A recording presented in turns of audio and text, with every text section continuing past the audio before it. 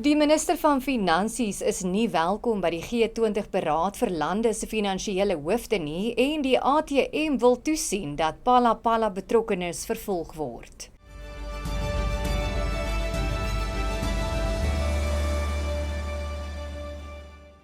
Goeiemiddag en baie welkom by die Afrikaanse nuusbulletin op Pretoria FM.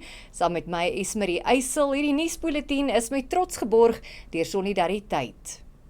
Die minister van Finansies, Enoch Godongwana, en die president van die Suid-Afrikaanse Reservebank, Lesetja Kganyago, is nie geakkrediteer om die komende vergadering van die groep van 20 se finansiële hoofde in Washington DC by te woon nie. Amerika het die G20 se jaarlikse roterende presidentskap in November 2025 by Suid-Afrika oorgeneem.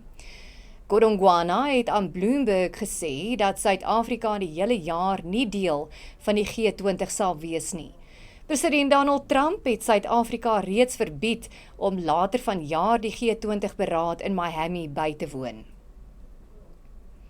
Die nasionale vervolgingsgesag, die NVG, het bevestig dat individue strafregtelik vervolg sal word vir die Life Esidimeni-skandaal. Die deurbraak volg na jare se uitgerekte ondersoeke na die dood van minstens 141 psigiatriese pasiënte tussen 2015 en 2016. Die slagoffers is destyds na ander nie-regeringsorganisasies en hospitale in Gauteng oorgeplaas, wat as een van die land se ergste menseregte vergrype beskou word. Volgens die woordvoerder van die NVG, Lumka Manjana, is die vertragings deur die omvangryke getuienis en die kompleksiteit van die saak veroorsaak.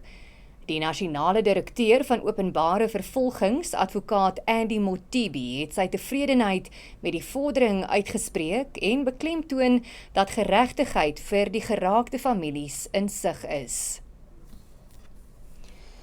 Die ATM wag op 'n reaksie van die parlement se spreker Toko Didiza nadat hulle formeel versoek het dat vervolging teen president Cyril Ramaphosa begin.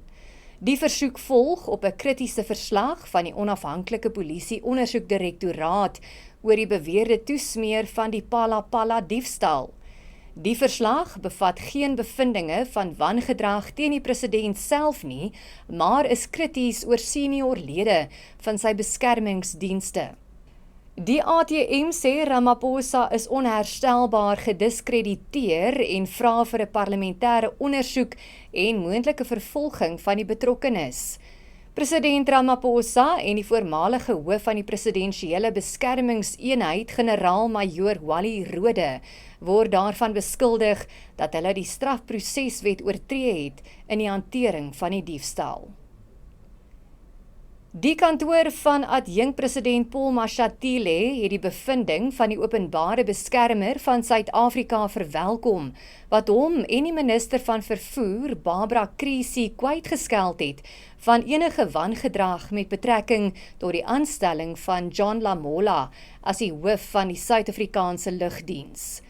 Die openbare beskermer het bevind daar was geen onbehoorlike inmenging of skending van die etiekkode nie. Die kantoor sê dat die bevinding bevestig dat berigte oor sogenaamde private onderhoude misleidend is. Die leier van Hongarye, Viktor Orbán, wat die land vir 16 jaar regeer het, is as 'n doring in die Europese Unie se vlees beskryf en 'n verdediger van onliberale demokrasie. Hy is gister deur die konservatiewe Peter Magyar, wat die meerderheidsstemme in die parlement behaal het, uitgeknikker. Orbán se nederlaag het 'n swaar hou vir nasionaliste toegedien, met die VSA se president Donald Trump wat hom ondersteun het. Magyar het aan sy ondersteuners gesê die kiesers het Hongarye sogenaamd bevry.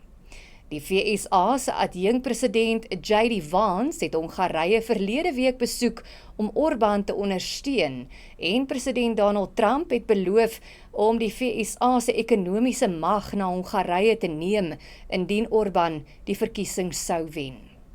Dit bring ons aan die einde van die nuusbulletin hier op Pretoria FM, trots Afrikaans en trots geborg deur Solidariteit. Baie dankie vir die saamkyk. Jy moet 'n heerlike aand hê en 'n heerlike Dinsdag, dan maak ons môre aand weer so.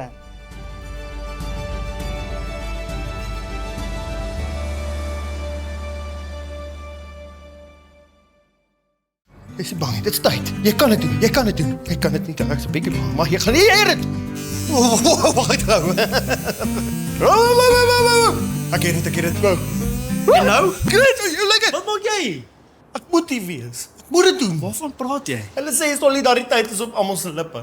Jy hoef nie 'n tattoo te kry nie. Kom, is maklik, ek wys jou. Hoorie, Janko. Moenie dit oordink nie. Sluit aan by Solidariteit. Vinnig, gerieflik en pynloos.